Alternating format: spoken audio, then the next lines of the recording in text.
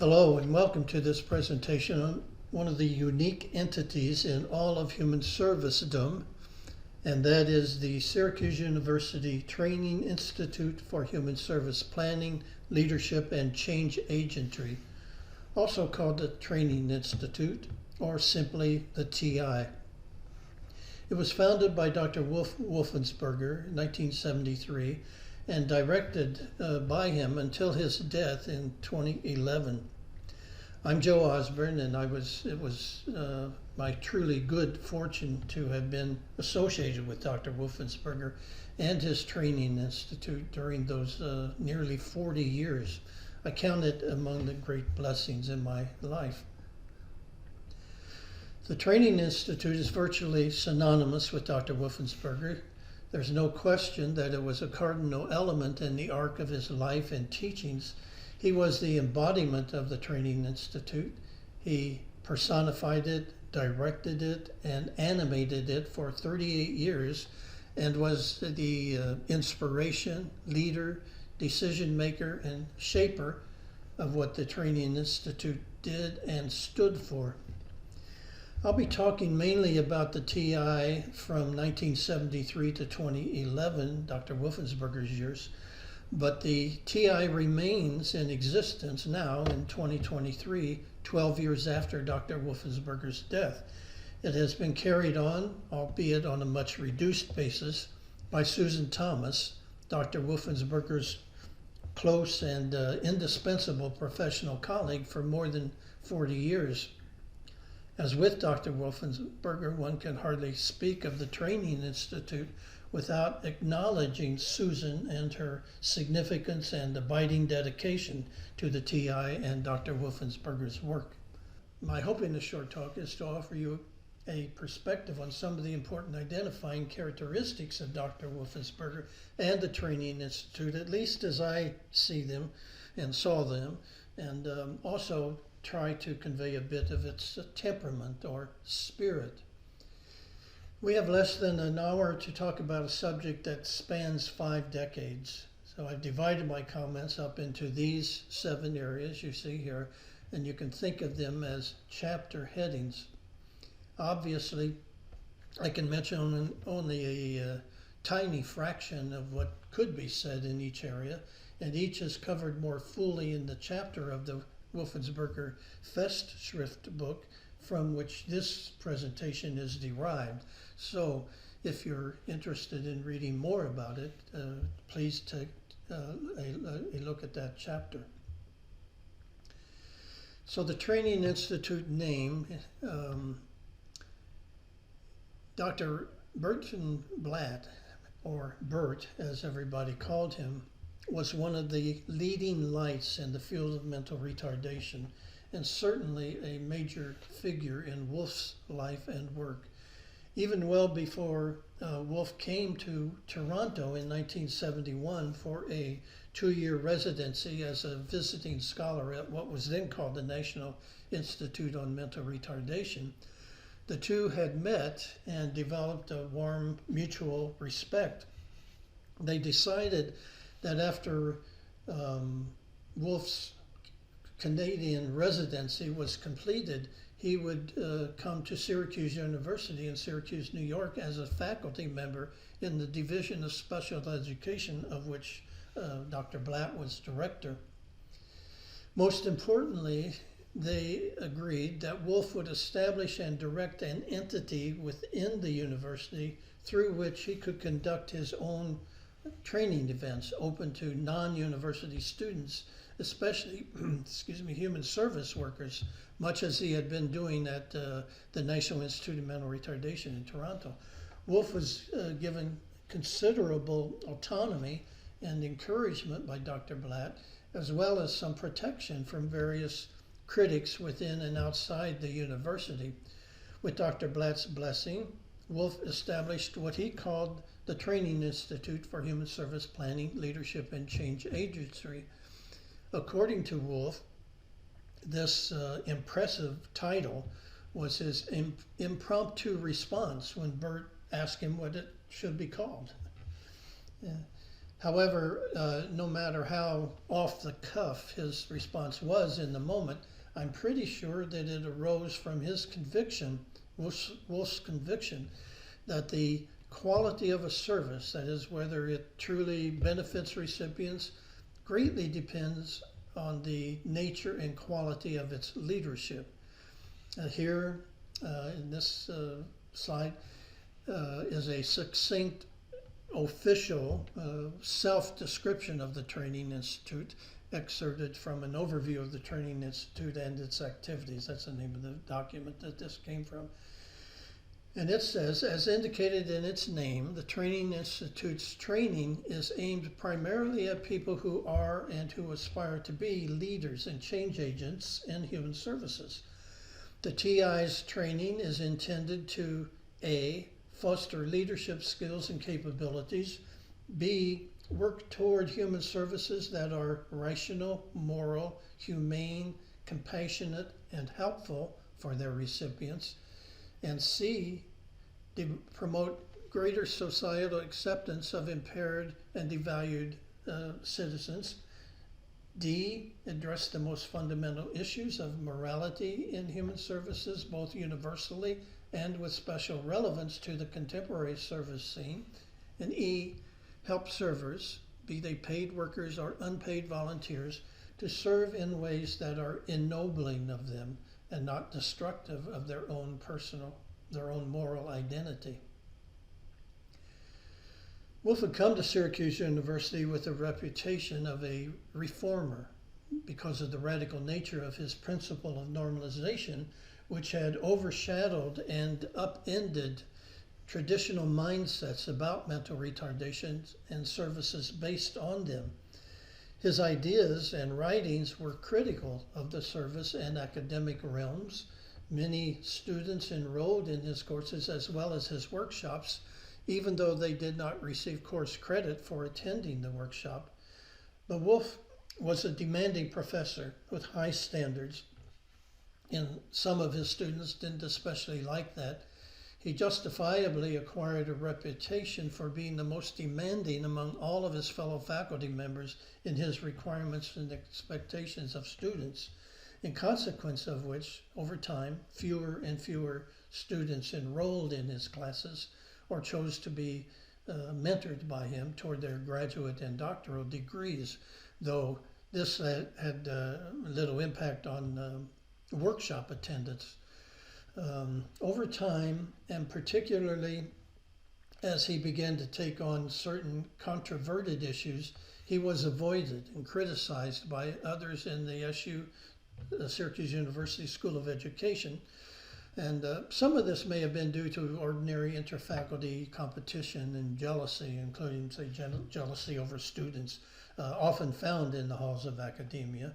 And while much of that sort of thing was buffered and muted by Dr. Blatt as the dean, it became more open after Bert's death in 1985. Also, Wolf's teachings, dealing as they did with high-level subjects and universals with profound individual and societal implications, may have caused some courses taught by other faculty to appear somewhat particularistic and mundane by comparison.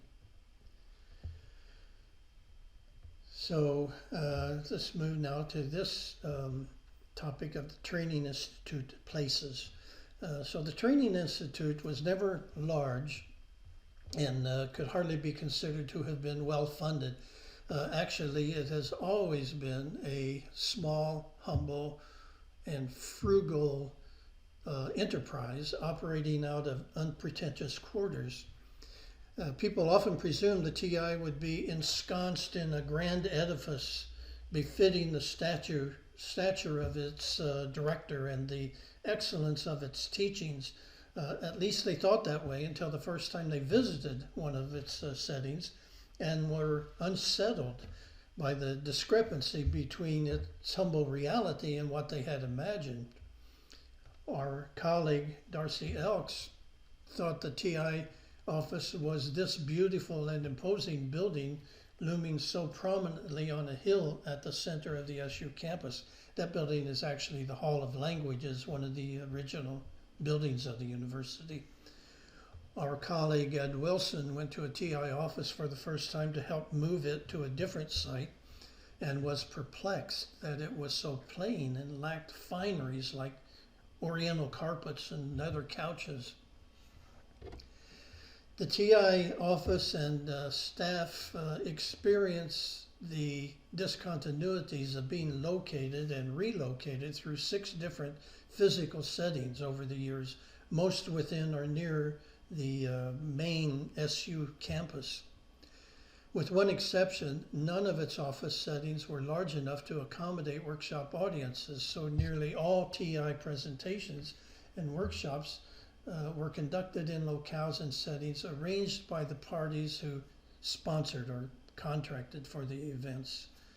One TI address that old-time TIers might remember from its letterhead is 805 South Krause Avenue. This was in the Hoople building, shown here. However, that building was never an actual TI setting. It was the TI's mailing address only, but for more than 25 years, from 1973 to 1999. So first, when the TI was founded in 1973, its first office was in an old house on the SU campus at 907 South Krause Avenue. We could find only this old photo, which really shows just the upper story and roof of the house. The TI's occupancy here lasted only 1 year. The second TI physical setting was in a similar old 3-story house at 201 Marshall Street, the main drag of the university's student village area where all the shops and eateries and things like that were. This was the TI headquarters from 1974 to 1977, and when it moved again to a different address in order to accommodate the addition of new staff for a special project called Pennsylvania Evaluation Project, which is also described in a chapter in the Festschrift book. Third, in 1977, the TI offices were moved just a block away to the second floor of 611 University Avenue. The setting I was most familiar with, because I was working there from 1977 to 1980, it was a much bigger, grand old house of fading beauty, designed by the architect Archimedes Russell, and classified as an historic building, which, however, did not later prevent the university from having it demolished and to make room for a parking garage. And this one, like all TI offices, was furnished with an eclectic utilitarian assemblage of hand-me-down desks and chairs and tables and bookshelves and lamps and a basic array of office equipment, things like several push-button telephones, a couple of tape recorders, a clunky, outdated, and frustrating copier that Wolf insisted be treated gently and fed only 1 page at a time. There were a couple of IBM Selectric typewriters with changeable font balls, and one specialized bulletin typewriter, it was called, with type bars or strikers that made big capital letters and was used only for typing master copies to make acetates for use on overhead projectors. Some TI rooms there in that building had doors that allowed for privacy to study, write, meet, and so on. Wolf named each of those rooms and then had someone label each one with a handwritten sign attached to the door. The scriptorium was his quiet waiting room. The refectorium was a kind of coffee, tea, snack room with a hot plate and a small refrigerator. The necessarium was what you might imagine. And the frigidarium was a front room with high, drafty windows that rattled in the wind and would never get warm enough in the snowy Syracuse winters. And In this picture, you can see Wolf atop a pile of snow to give you kind of an idea of how snowy Syracuse was at the time, and the office building in the background. The next setting in June 1998, the TI was made to move to a smaller on-campus setting at 230 Euclid Avenue, a few blocks away.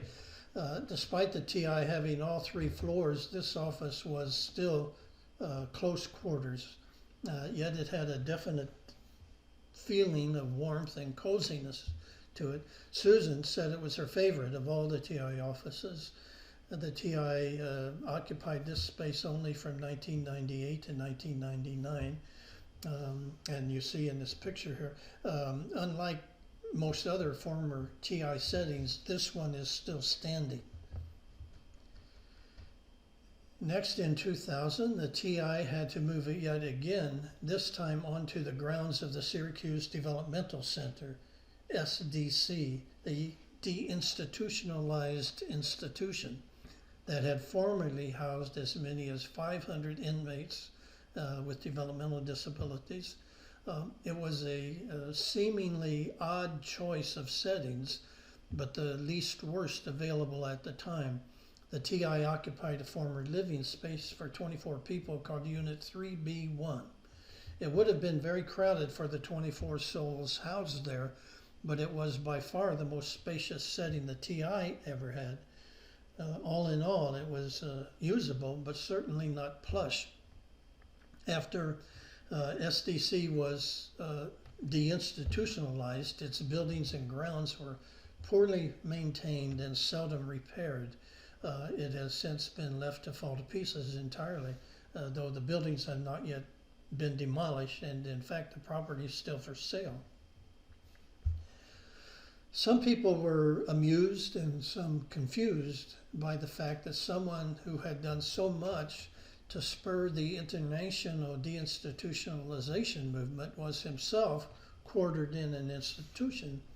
Wolf certainly saw the irony in this situation and was happy to point out that the TI being quartered there finally put the building to some good use. His wife Nancy said, "He started in institutions and now he's ending in one."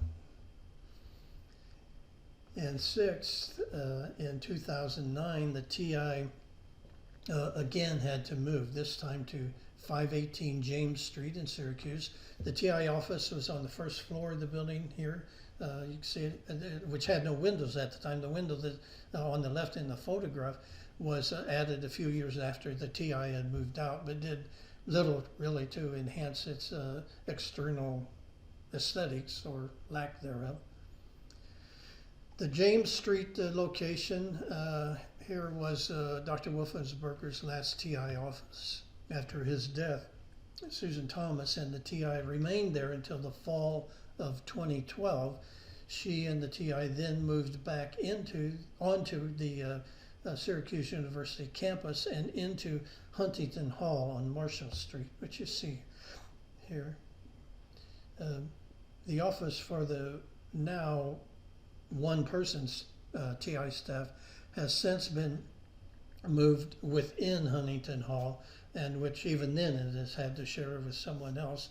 Uncomfortable and inconvenient, but being Susan, she makes the best of it. And lastly, this beautiful Wellington Ward designed house at 301 Scott Home Boulevard is where the Wolfensberger family resided in Syracuse, not far from the SU campus. It was, in a sense, also a TI setting. Just a quick word about the Training Institute finances, covered more fully in the chapter in the book.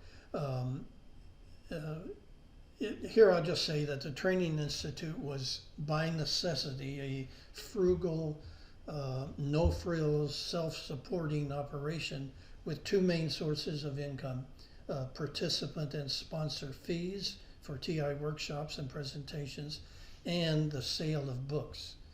There's a little more to this topic, but as I said, you can read about it later. Next topic I want to mention is I'm calling it the Training Institute Stoicheia.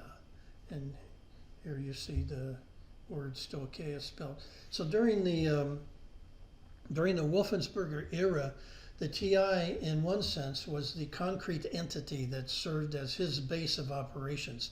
It provided him a needed physical and administrative vehicle from which to do much of what he did, and it served that function well. But in an even more important sense, making reference to the TI, we say the TI or the Training Institute, is to use a metaphor for something far more expansive than just its kind of concrete elements. It evokes a culture that reflects the distinctive personality and intellect of Dr. Wolfensberger and a tradition of rigorous, high-level societal analysis at the forefront of human service teaching and scholarship. In his 7-day workshop on how to function with personal moral coherency in a dysfunctional human service world, Dr. Wolfensberger touched briefly on the ancient Greek Euclidean concept of stoicheia, which can be thought of, as you see here, as a basic element of a thing. The basic elements of a thing, the principles or pillars upon which it stands. And hearing about this novel, to me at the time, a novel idea, led me to think about the Stoicheia of the Training Institute. To my knowledge, there's no single written document that explicitly spells out TI Stoicheia. So please consider this compilation of what the Training Institute stood for and stood on as unofficial and not necessarily complete or even fully accurate. It's based on what Dr. Wolfensberger enunciated and taught and my experience with him in the TI over the years. And in my estimation, the pillars upon which the Training Institute was built, at least the main ones, that is its fundamental ideas and foundational principles, its stoicheia, were to seek truth, submit to truth, and profess truth, to do the right thing because it is the right thing to do. That's what Wolf called act validity. To honor the developmental potential of each human being, and to strive for moral integrity in the midst of entropy and the deep and never-ending imperfections of the world. And Dr. Wolfensberger also derived a number of rational moral implications from these primary stoicheia, such as to identify and empathize with socially vulnerable and devalued people and strive to improve their life circumstances, to make them at least less worse, to offer others the benefits of one's own thought and knowledge, to nurture leaders, to nurture other future leaders, and likewise teach teachers of teachers of teachers, and so on. To give guidance and feedback to one's students, and both give it to and accept it from one's mentors and peers, to develop and practice habits of rigor, discipline, hard work, thrift, and to have clear, often formal written expectations about what and how relationships and activities under the aegis of the Training Institute should be carried out. And also clearly, Dr. Wolfensberger himself was the strongest stoicheia of the TI. He was the pillar that undergirded the entire structure and enterprise and was strengthened by personal qualities of conviction, courage, and industriousness, all of which were nourished by his Catholic faith as the ultimate ordering force of his life. And just a few words about the Training Institute teachings and pedagogy. TI delivered both formal and informal teachings. For example, Dr. Wolfensberger conveyed the intellectual content of his teachings formally by his significant written output, books and monographs, articles, as well as by the many intensively structured training events, classes, and seminars that he produced and conducted before and throughout the Wolfensberger TI era. And there's much that could be said about that, but again, you can read more about that. A standard feature of all TI workshops is a jump up, a table off to the side at the front of the room where Wolf would be seated while another person was presenting, and he would jump up times during the presentation to deepen or clarify a point or to answer a question.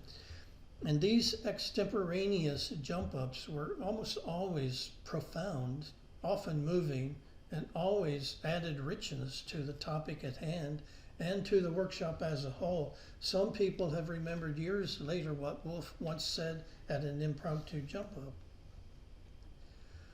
Almost as important, however, as his formal teaching content is what people informally learned from the TI, over and beyond its formal teaching content, simply by exposure to the high-level standards that the TI operated by and consistently modeled to them. For example, there were no modules in TI workshops that explicitly taught about things like scholarship, intellectual rigor, clarity, analysis, critique, excellence, and so on. However, these things were clearly modeled and conveyed nevertheless during training events and other occasions of contact, and got further disseminated by TI learners in the course of their ordinary social interactions. In regard to TI pedagogy, I think the major dynamic, much could, again, as I said, could be said about that, but the major dynamic was Wolf's professorship. He strongly identified with his professor role and obviously saw it as having responsibilities beyond academic duties. Once, in response to a question asked of him during a workshop, he described a professor as one who seeks and professes truth. For Wolf, truth and truth-seeking illuminated what he most needed to profess, and this accounts for the continuity of his teachings over the years as these progressed logically along the arc of his reading of the culture and the signs of the times and their impact on the plight of vulnerable people and services to them. So, for instance, there was a logical progression, as you see here, and complementarity of TI teachings from normalization and pass to social role valorization and passing, from service specialization to model coherency, and from how to plan and build comprehensive systems of community-based human services to how to maintain one's moral integrity in the face of the dysfunctionalities of humans and human services. Overlying all of these in terms of priority and importance were the Training Institute's teachings on the threats to the value of each and every human life, which Wolfensberger increasingly considered one of its most important teaching priorities as the targets, forms, means, and legitimizing of killing certain kinds of people rapidly increased over time. A word about the Training Institute's influence.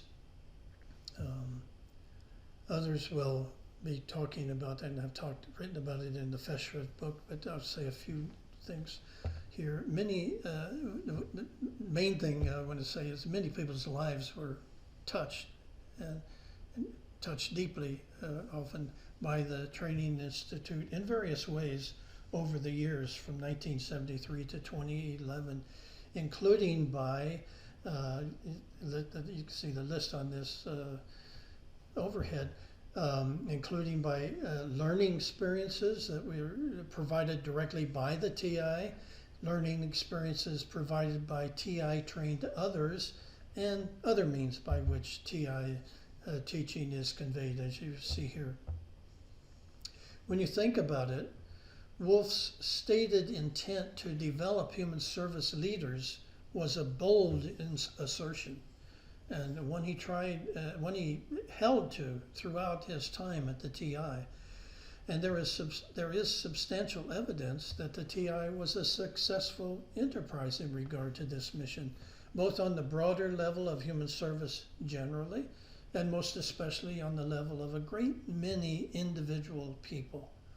It's probable that by now hundreds of thousands of people have been directly or indirectly touched in some way by the TI, and still more are being added to its number every day. Much of this influence is housed in people's minds, where it shapes their mindsets and what they say and do. In this way, the TI's influence becomes more apparent as individuals' pursuits and identities manifest what they learned by Training Institute teachings. To illustrate what I mean by this, here are a few comments from a small sampling of the many individual people touched by the Training Institute about its influence on them personally and on Wolf's meaning or impact in their lives.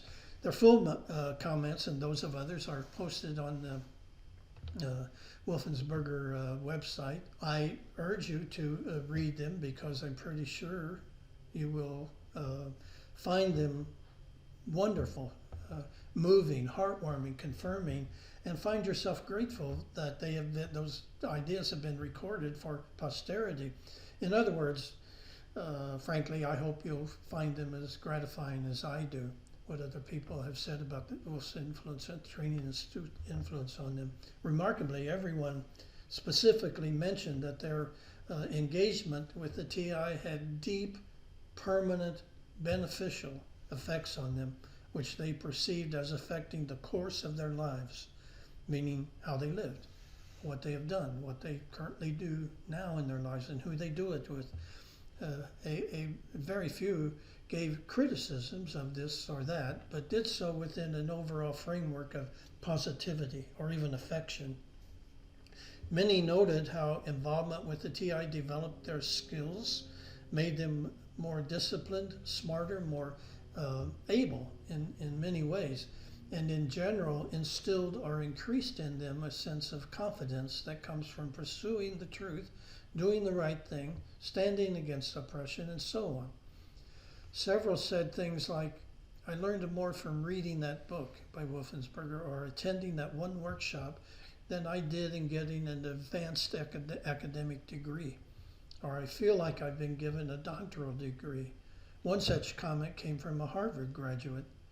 Many described their first contact with the TI as being an awakening, an opening of their eyes. Now, while their responses are unanimously similar in affirming the TI's indelible and beneficial impact on them, that isn't to say that no one ever felt their experience with the TI was less than positive. Some did. Of these, some broke off contact and never came back, so to speak, such as to other TI events and things like that. However, among those whom I was able to contact, the few who disliked this or that aspect of the TI nevertheless found their overall TI experience to be rewarding and even immensely so. So as I said here, I just want to read a few snippets from some of from a few people's responses as shown on this overhead here. One person said that TI has produced some of the greatest thinking in the field of human service, planning, leadership, and change agentry. It has certainly lived up to its name. Another, the information I learned provided a framework for how I would try to raise my daughter and the design of the services I would seek for her. Later, learning of the treatment of people with disabilities under the Nazi regime was a profound shock from which I've never fully recovered. I didn't learn that in history class. It has influenced my interest in sanctity of life issues and has taught me to be aware of issues today, physician-assisted suicide, euthanasia, that are dangerous for people with disabilities as well as others who are devalued. Another person said, I learned most of the important lessons during my 3 of the important lessons during my 3 years at the TI, which enabled me to undertake a 40-plus year career as a disability advocate after I left. My experience at the TI gave me confidence that I could take on big challenges, sort out murky situations, and figure out the right thing to do. And lastly, one said, when I arrived at the TI as a student, I had absolutely no idea what to expect. I came out with such admiration for Wolf's work ethic, dedication, principles, analytical capacity, wisdom, and intelligence, as well as his great humor and his kindness and concern for others. Like so many others, I grew to love him. I am enormously grateful for the time I spent at the TI. My experience there has shaped every aspect of my life. Now, I just want to share a few vignettes, as Wolf would call them. Almost everybody who ever had contact with Wolf and the TI has come away with very strong impressions about him, the same with me. So before concluding, as I said, I just want to share some vignettes. The first is at the first International SRV Conference in Ottawa in 1994, there were two speakers who spoke critically of Wolf and of his work.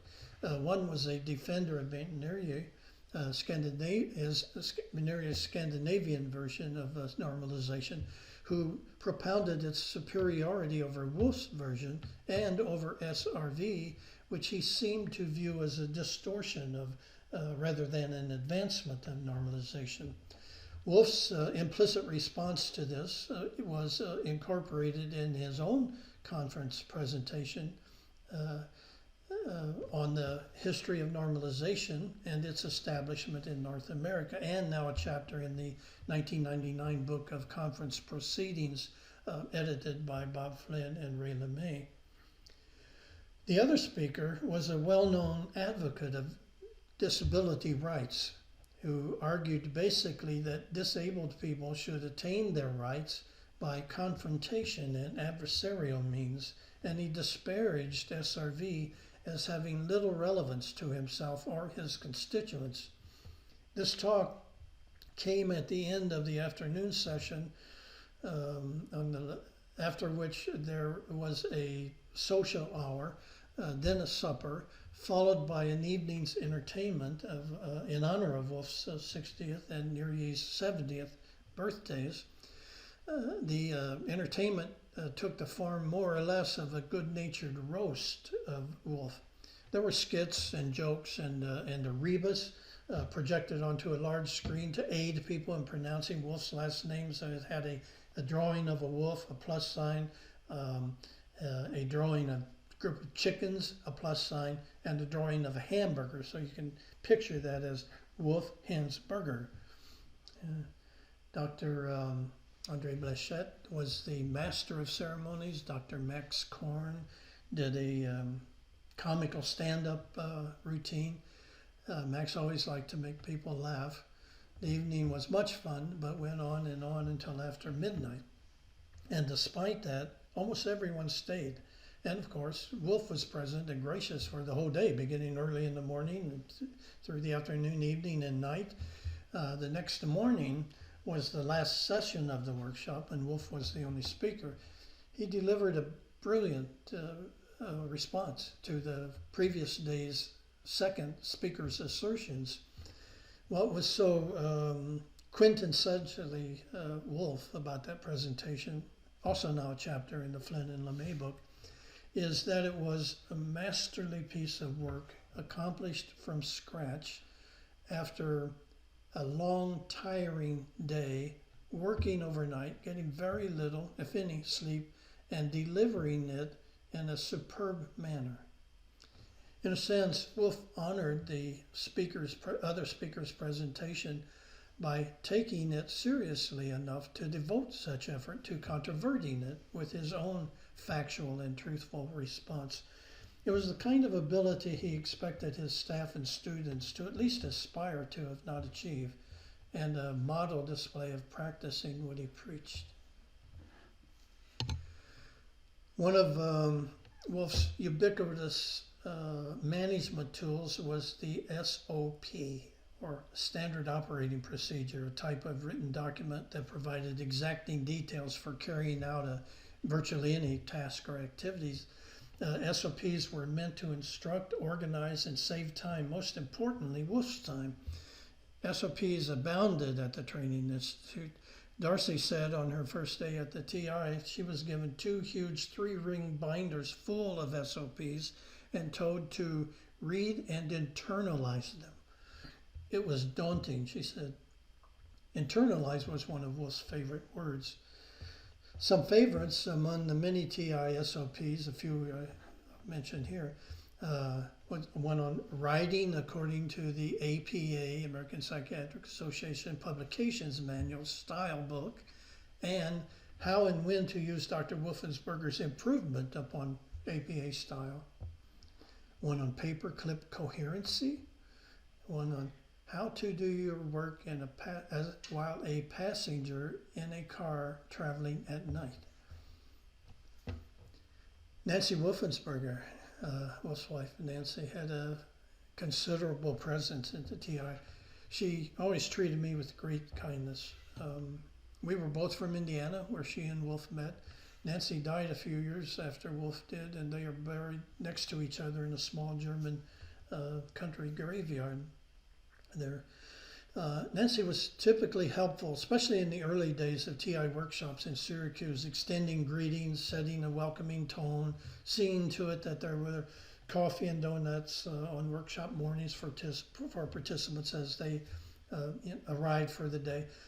She would generally sit at the back of the presentation room and remain there for a while until things got rolling with the workshop.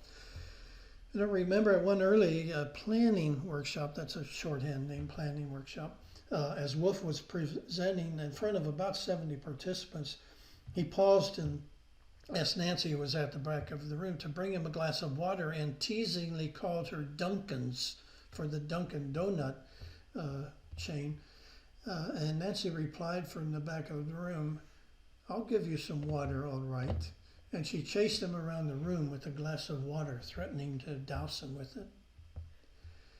Both Nancy and Wolf enjoyed hosting parties at their home, and it was always a great pleasure to be part of these more intimate occasions. At one small gathering on a winter evening, after a long workshop of several tiring days, we were relaxing around the living room fireplace before dinner. Nancy made martinis, and I had never had one before, and a few sips had an instant head-to-toe rubberizing effect on me. Some of us were seated on the sofa when a second round came and nearly immobilized us. I prayed I wouldn't stumble into the fireplace trying to get up for dinner. Susanna Hartfield rose to the challenge by doing a perfect somersault on the living room carpet, ending in a standing position and walking to the dinner table without a falter. I thought she deserved a bonus martini.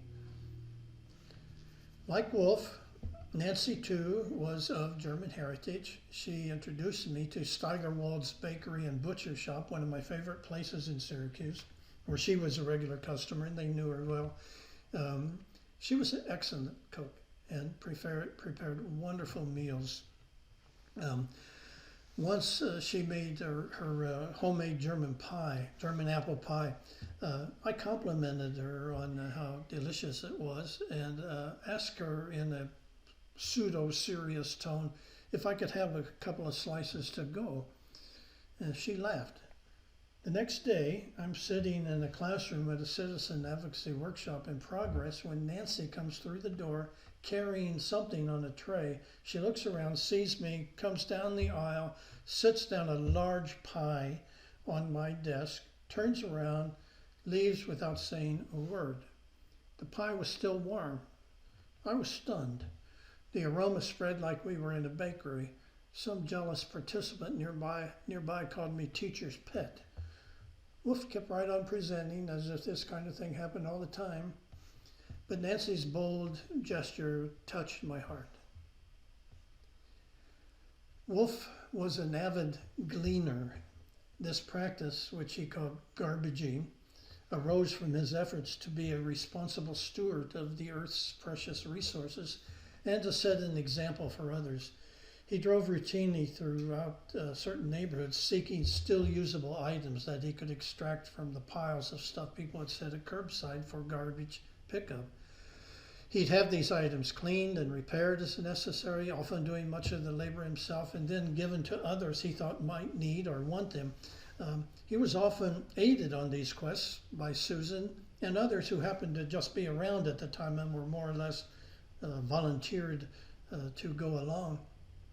They'd find all sorts of things like roasters, toasters, blenders, microwave ovens, TVs, chairs, tables, rugs, clothing, on and on.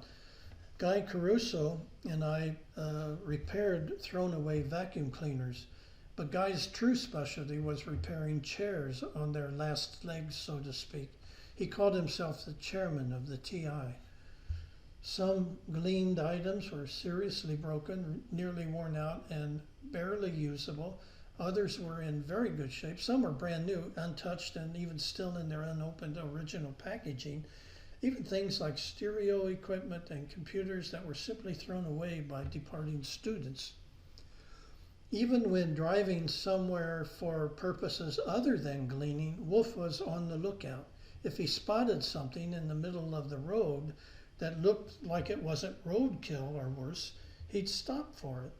On one blizzardy day, I was with him on the busy New York State Thruway when he pulled over so I could go out into the thruway and pick up what turned out to be a filthy and well squished t-shirt that probably nobody else but Wolf would have even noticed, let alone launder and pass along, because he said there was still a lot of wear left in it. One of Wolf's conspicuous characteristics was his alertness to the instructive possibilities of any occasion.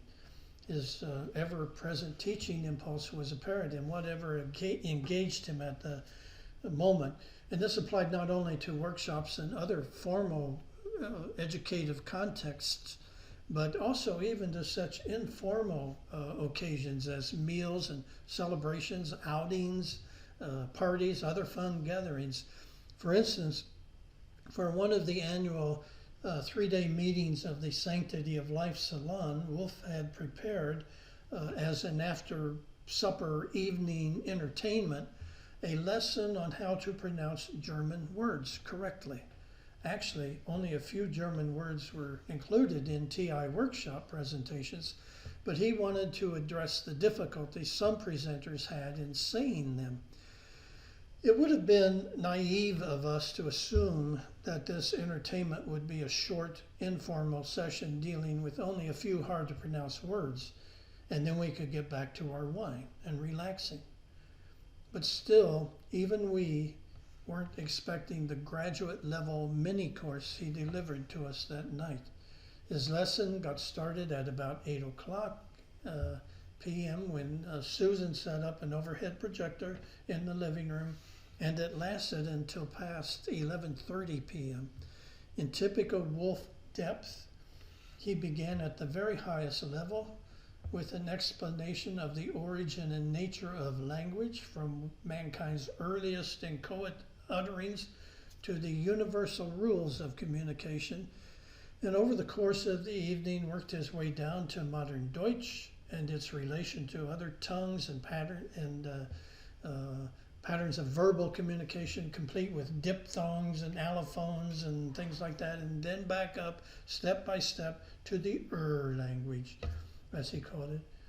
After a while, two of his entertainees couldn't keep their eyes open, and one of them, forgivably, snored the last 30 minutes. Wolf seemed not to notice and went on with his teaching. Let me just conclude now with a couple of things. The TI continued functioning under Wolf's direction until his death in 2011. I last saw him in Syracuse on December 6th, 2010, the Feast of St. Nicholas, December 6th. at our annual 3-day moral coherency study group meeting. We were happy and grateful and very moved that he came in spite of being sick and frail. True to form, Wolf made sure that our entertainment after supper that evening had an instructional component, a short teaching on the real St. Nicholas, a 3rd century Greek bishop, his significance, and the legends and lore associated with him. Afterwards, with Nancy's help, he gave each of us a small Christmas present. These were trifling in themselves. Mine was a small lump of coal, but priceless as expressions of the greater gifts of teacher and friend he had long since bestowed on us. It isn't possible to ever know the true extent of the TI's positive influence in the realm of service to others, nor can we know how lasting its effects will be. But we can at least hope that the truth and wisdom of Dr. Wolfensberger's teachings will reverberate through widening circles and continue to influence, strengthen, and sustain those who assimilate them. Dankeschön, Wolf.